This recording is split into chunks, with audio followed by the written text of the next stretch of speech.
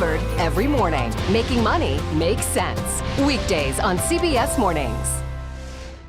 When weather turns extreme, CBS News and the Weather Channel bring you virtual weather technology so advanced, so real, you'll have time to get prepared. Feel the forecast. Streaming on CBS News.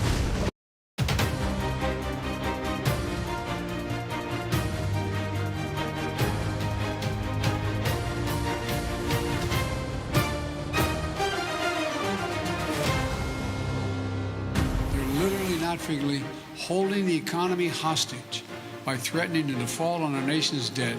The reality is it's a witch hunt.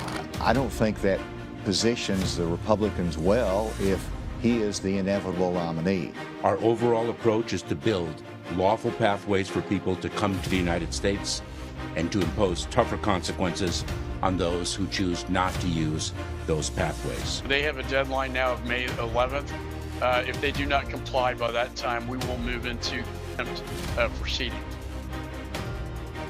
Hi, I'm Scott McFarland in New York, and welcome to America Decides. This has been a day and a week of dueling gavels in politics. The gavels in the Capitol signaling a busy week of votes and hearings in Congress, and the gavels in court, where this week has been defined by high-profile legal cases, the jury verdict against Donald Trump, and the new federal prosecution of George Santos, as Washington faces a debt ceiling crisis, the early months of the next presidential campaign, and the big changes at the border. Two of the biggest names in the Republican Party are now wrapped up in legal battles, and it has been dominating a lot of the conversation. For more on this, Caitlin Huey-Burns, Nicole Killian, and Robert Costa join us now. Caitlin, CBS News political correspondent, Nicole, CBS News congressional correspondent, and Bob is CBS News' chief election and campaign correspondent. Let's begin there in New Hampshire with you, Bob.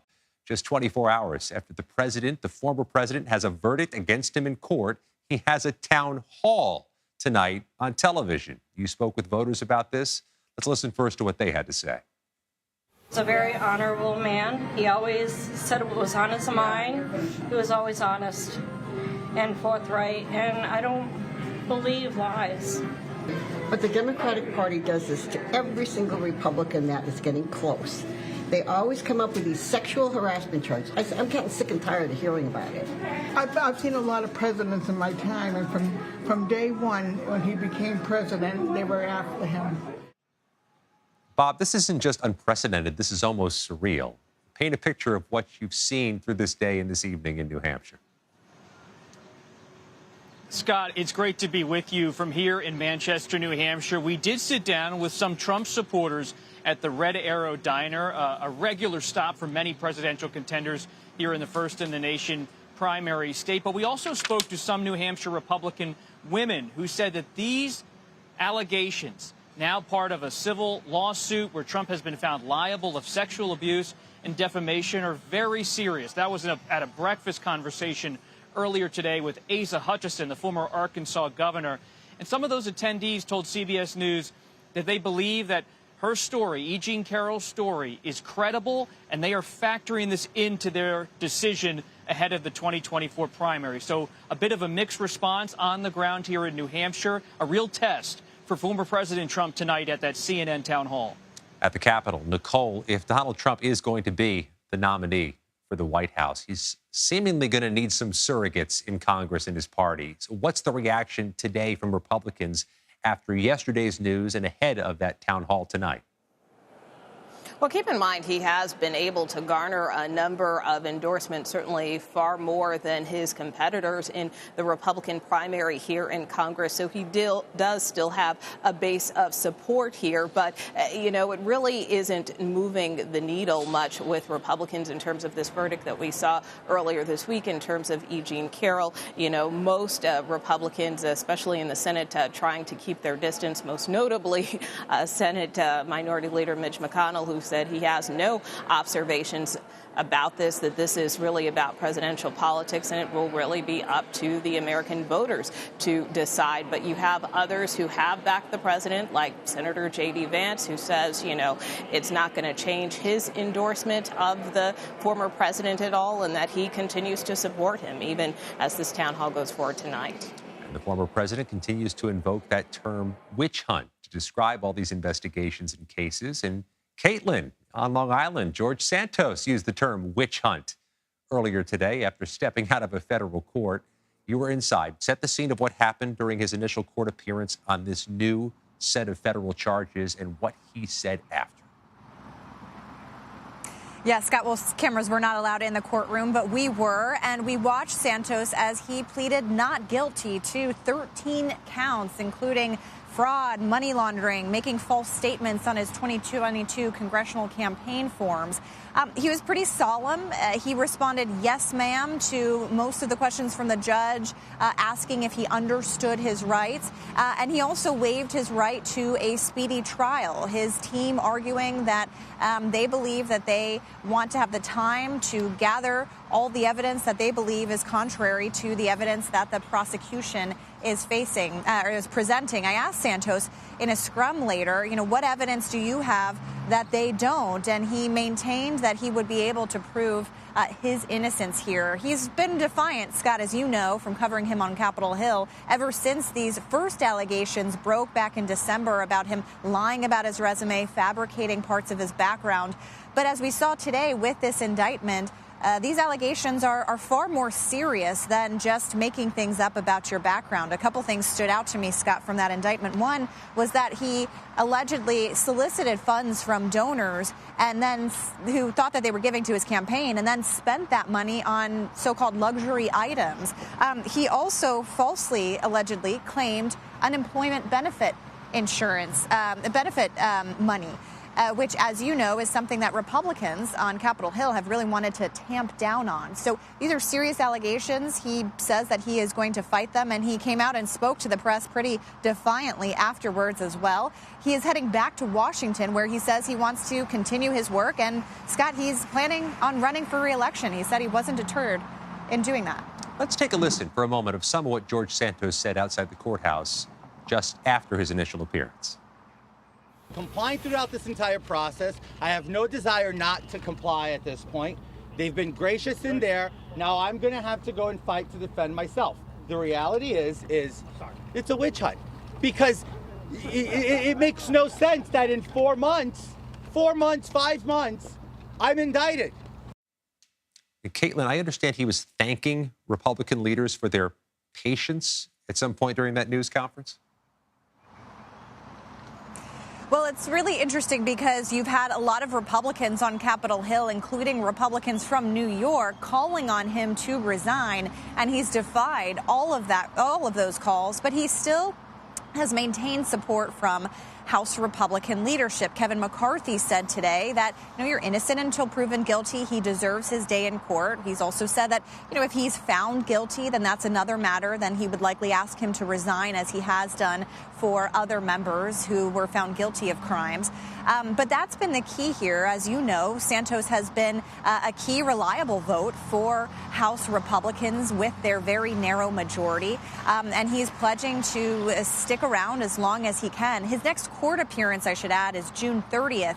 And because he waived that right to a speedy trial, this could very well go into next year and into that re-election campaign time. Even well past it. Bob, back to you in New Hampshire, talking about reaction from fellow Republicans. You got some reaction from fellow Republicans about Donald Trump. Let's take a listen to some of what Asa Hutchinson, who would be one of his competitors, had to say. If Trump becomes the nominee, do you believe Republicans would face political peril in a general election, especially with women voters? Well, I don't believe Trump can be elected. First of all, no one wants a repeat of 2020 where you have Trump and Biden running against each other. It's a movie we've seen, we don't need to see again. And Trump is the candidate that the Democrats would prefer.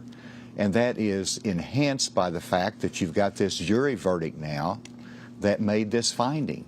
And so I don't think that positions the Republicans well if he is the inevitable nominee. We heard John Cornyn use the same phrase, the senator from Texas. I don't think he can be elected. Bob, have you noticed any shift in the reaction ever since this civil trial verdict?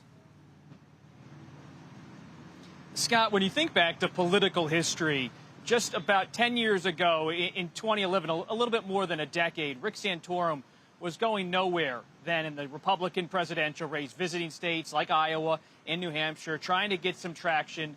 Nobody really paid him much attention because Mitt Romney was, at that time, the frontrunner. Of course, Santorum ended up winning the Iowa caucuses, gaining momentum late.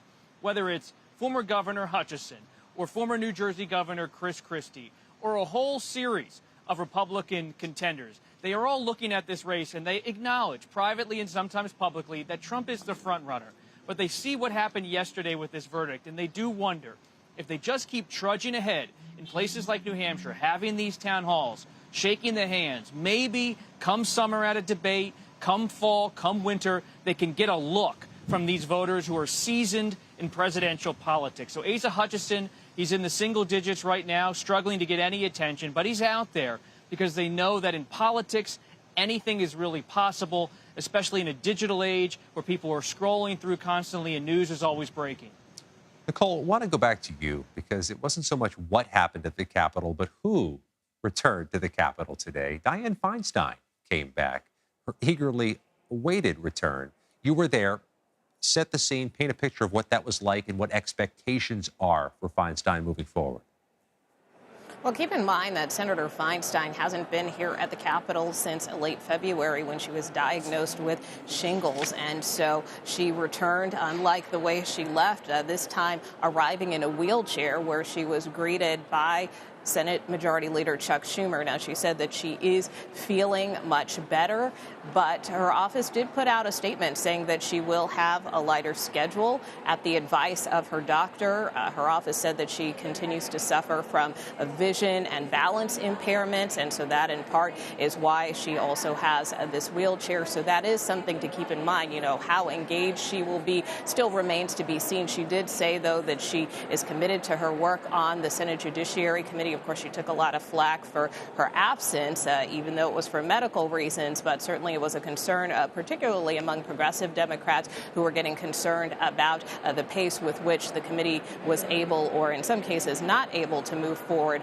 on some judicial nominees. She also stressed the importance of the debt limit, saying that that is really very important and something that needs to be tackled right away. So those were some of the reasons behind her return, but certainly many of her colleagues, including Leader Schumer, welcoming her with open arms here today.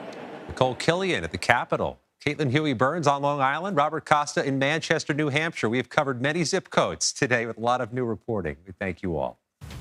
With the pandemic-era Title 42 set to expire tomorrow, what's the Biden administration planning to enact to deal with the increasing immigration at the U.S.-Mexico border?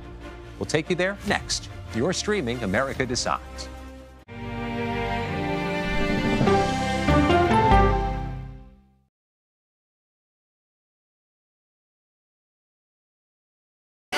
Hey there, welcome to The Uplift. I thought she was a groom, and I stepped back and I went, oh, you're the queen.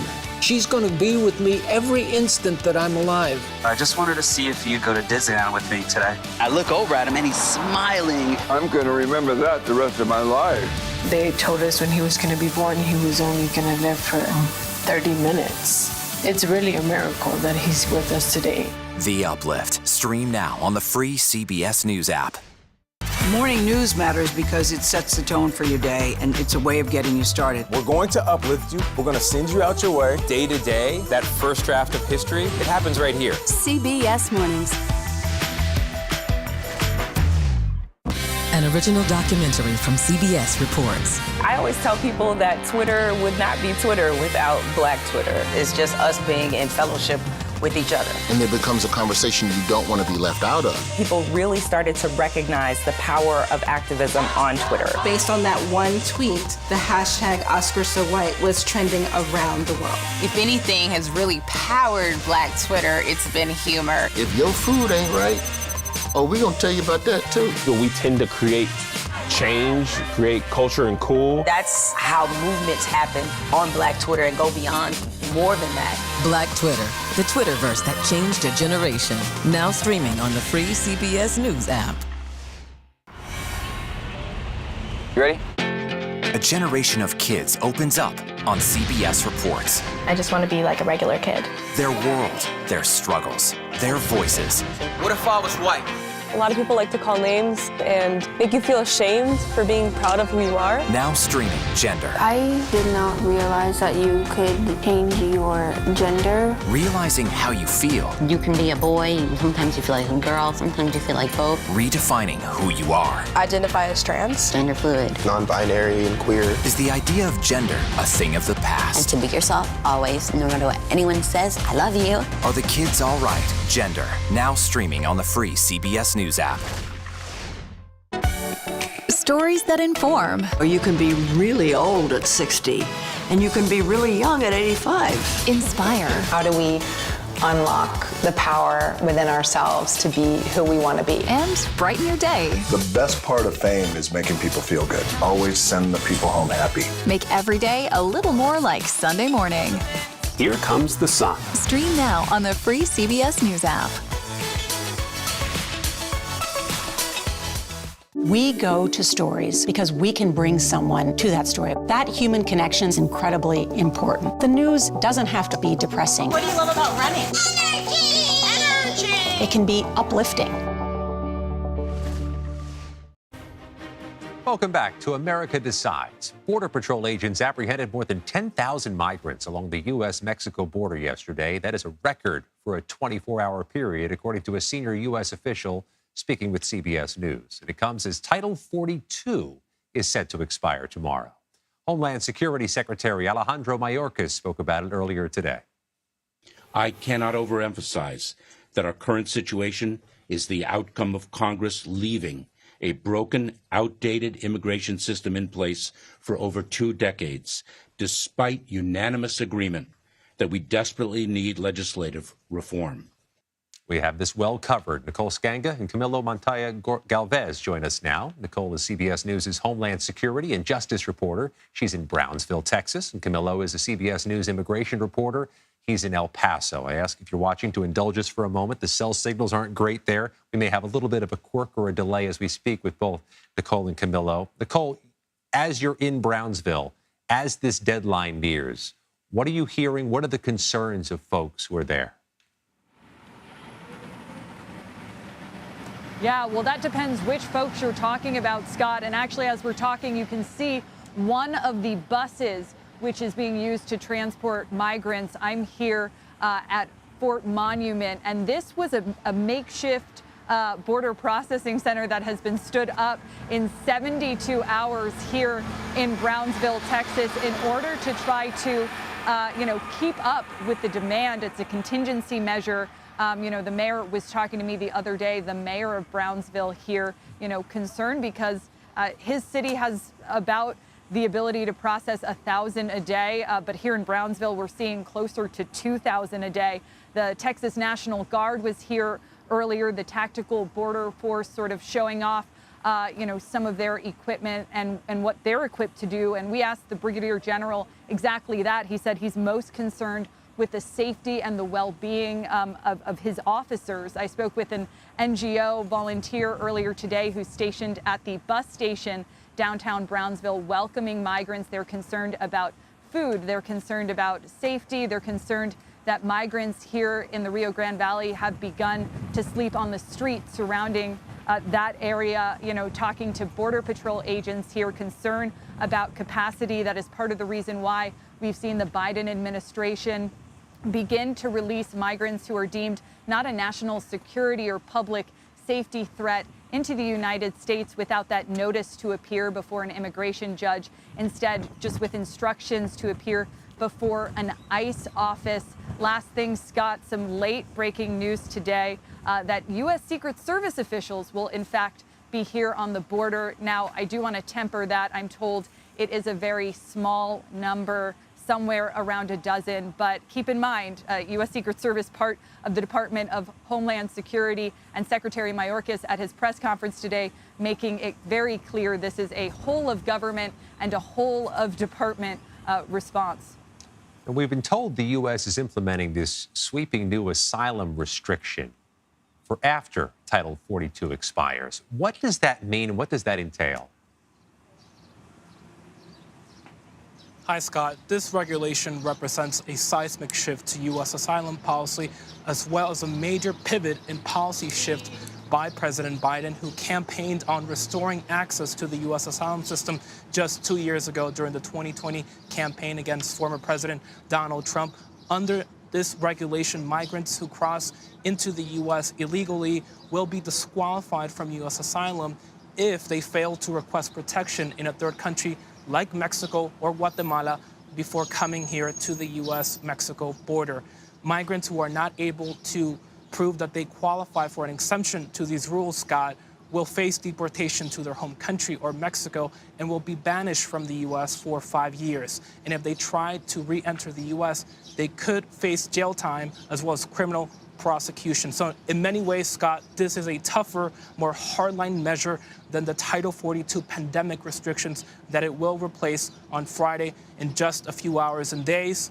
And the Biden administration is hoping that this policy will deter migration to the U.S.-Mexico border, where officials have been recording record levels of crossings in recent days. But the ACLU has already said that it will challenge this rule in federal court. Simply a pivotal week for border policy and the reality at the border. Camilo, Nicole, we thank you both.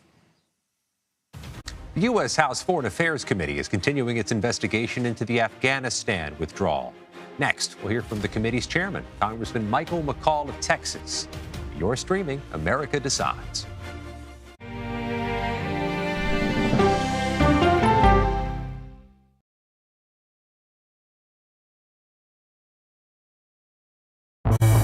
An original documentary from CBS Reports. Controversial Congressman George Santos. Why won't you answer our questions? How did he manage to get elected? Thank you very much, and God bless you, and God bless the USA. George Santos' campaign was a campaign of deceit, lies, fabrication. And who is he, really?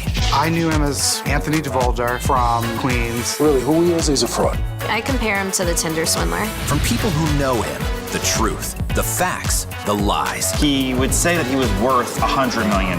It's an incredibly cynical episode in American politics, beyond satire. Had you ever seen anything like this? No, and I hope I never see it again. Campaign of Deceit, now streaming on the free CBS News app. She dazzled on the court and off the court as a businesswoman. Thank you for joining us on Person to Person. Tennis superstar and entrepreneur Serena Williams.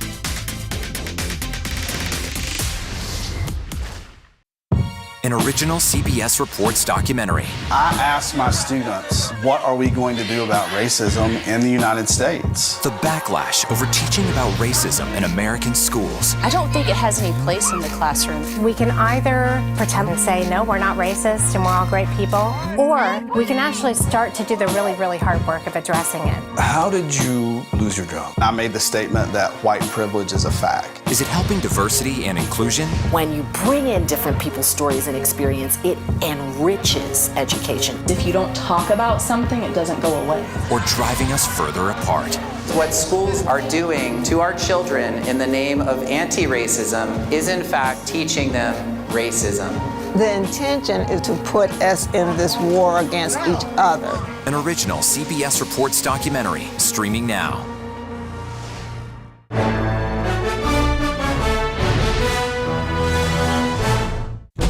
An original CBS Reports documentary. I was entitled to equal pay for equal work under the law. Does the Supreme Court's power need to be checked? 9 Supreme Court justices, 5 of them said no, she's not entitled. That's not right. Calls to fix the court tend to go along with the politics of the moment. Republican-appointed justices have all tended to go in one direction, with the Democratic-appointed justices tending to go in another. Even though it's only 9 justices, it takes 5 of them to make the law of the land. Does it have political impact? True. Political intent? Probably not true. If the American people don't trust the judgment of their court, that's a real problem for our democracy. An original CBS Reports documentary, streaming now. On our places, bright, shiny faces. When you wake up in the morning, we want to be your go-to team. I don't go to work in the morning. I go for coffee with my 2 good friends, and we talk about the world. Welcome back to America Decides. House Foreign Affairs Chairman Michael McCaul, who's leading the investigation into the Biden administration's Afghanistan withdrawal, is threatening to hold Secretary of State Antony Blinken in contempt of Congress. McCaul is demanding Blinken turn over internal sensitive cables from State Department officials related to the U.S. 2021 exit from Afghanistan. And as of now, the State Department has not complied with McCall's requests. CBS News senior investigative correspondent Catherine Herridge joins us now. Earlier today, she spoke with Chairman McCall. Catherine, first of all, break down what he told us and what he makes of what the Secretary of State has or has not done.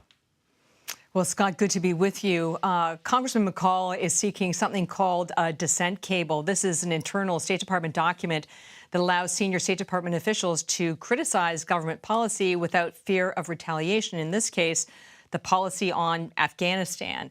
The congressman told us that he is prepared to take very aggressive action if the documents aren't provided by the deadline this week. Here's that part of the conversation. If the May 11th deadline passes, are you prepared to hold the Secretary of State in contempt of Congress? We are. I mean, it's a path I'd rather not take, but it's necessary because we need to see that dissenting cable. After that period of time, we will have to mark it up out of committee and then go to the floor. I think significantly, Catherine, this will be the first time a Secretary of State has ever been held in contempt by Congress. And how quickly could all of that happen? What timeline are you looking at? So May the 11th is the deadline, markup on May 24th, and probably get to the floor first week of June. So we could be looking at holding the Secretary of State in contempt of Congress by early June, just a few weeks away. Correct. Again, we're giving them ample time to respond. It's important to note this is a criminal contempt as well. It would be referred, I think it would be voted out of the House, and then we go into judicial proceedings after that. A similar scenario, Scott, played out with the Secretary of State Mike Pompeo under the Trump administration. House Democrats threatened to hold him in contempt of Congress for failing to provide records that the State Department had provided to the Senate as part of a Hunter Biden investigation.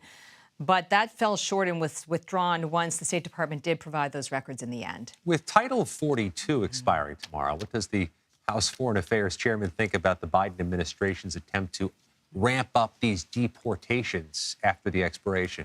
Well, Scott, as you know, Congressman McCall, his home district is in Texas, so this is an issue that hits very close to home with the congressman. And he made very clear that there are already indicators they're picking up. Of course, he gets classified briefings that there could be a surge in migrants with the collapse or the end of Title 42. Here's that part of the conversation.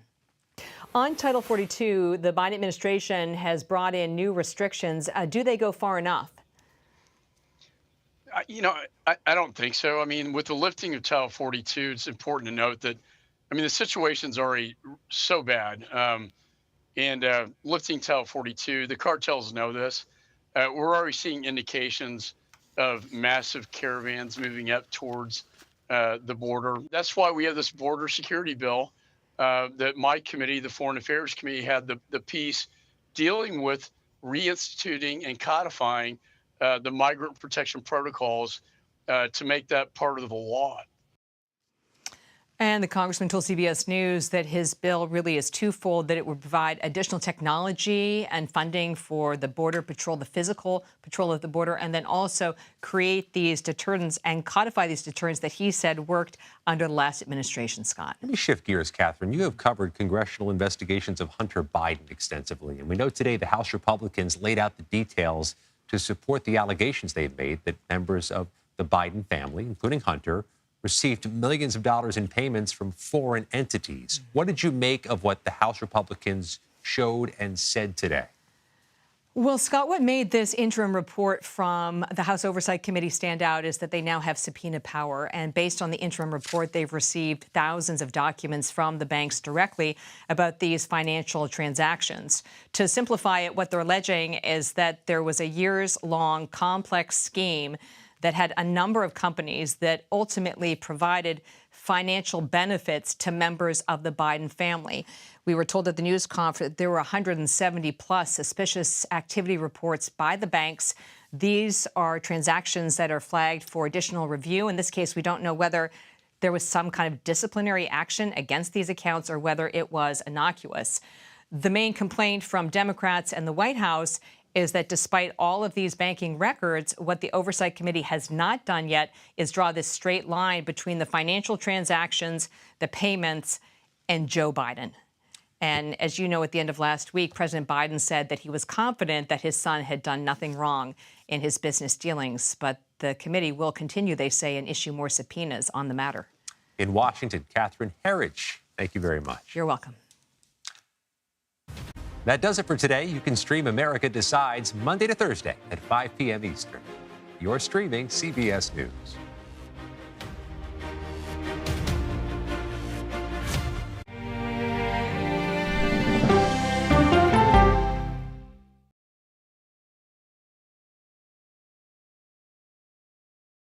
In today's Money Watch, business analyst Jill Schlesinger is here to help. How do you even begin to make the best use of your money? If you've got a match from your employer, don't give away that money. Dollar Jill, y'all. CBS